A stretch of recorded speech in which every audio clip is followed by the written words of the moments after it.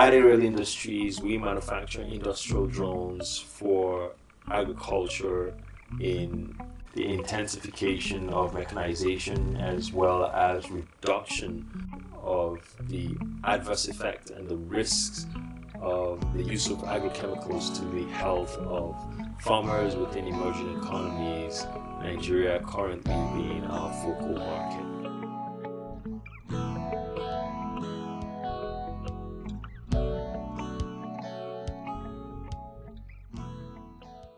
Hi, my name is Ndubisi Arinze Eze. I am the CEO and co-founder of Aerial Industries. So in this video series, I have been sharing my personal experience in influencing policymakers to put together policy processes that influence our businesses as entrepreneurs and some of the basic steps that one needs to take in order to be able to and help push forward an agenda that might be useful to the progress of us being able to penetrate our market within the individual communities.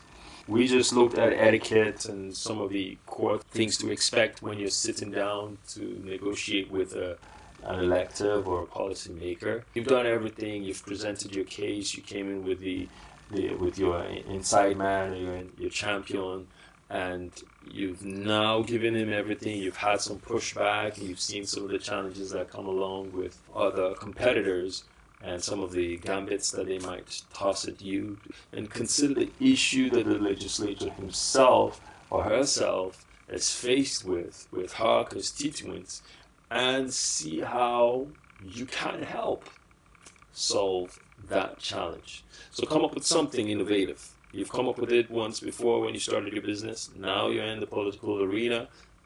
You have to do the same. So that possibly has an indirect link to pulling your business onto the table.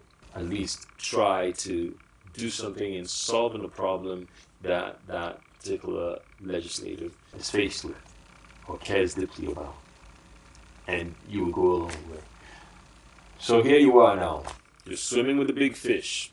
So here are a few bits that I'd say that are now the final words of advice in negotiating with these officials. You should not participate in the initial talks. Like I said before, don't be a salesman.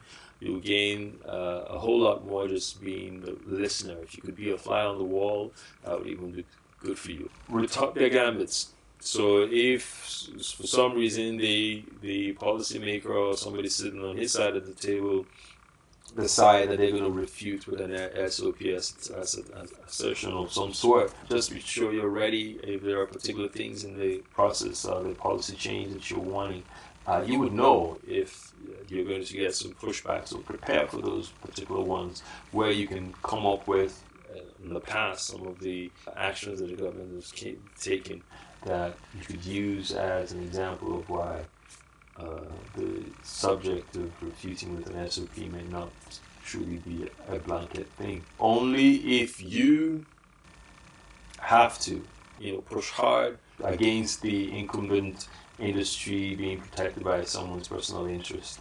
Know how to best address that without creating enemies for yourself. I'm making a very generic statement here because the dynamics are so much and so vast. But I want to believe that if you're an entrepreneur with a creative mind, then you will know when these things are coming up and know what are the right and not so appropriate steps to take to be able to challenge that particular subject without just getting up and walking away. That is important for you. So what would then be the next steps? Once you've gone this far, you've now had your talks with the policymaker, you've voiced your opinion, and they're now beginning to see the vision. Now you have to build your own policy team.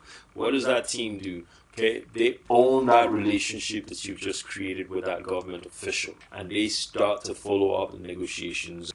Then the next, again, Taylor's with the public affairs team. This is where, when we talked a few videos back about joining clubs and organizations, that's where you start building this, all right? You bring your marketing guys, you have your marketing lead, you make sure you're able to fund them to attend and be part of these sort of organizations.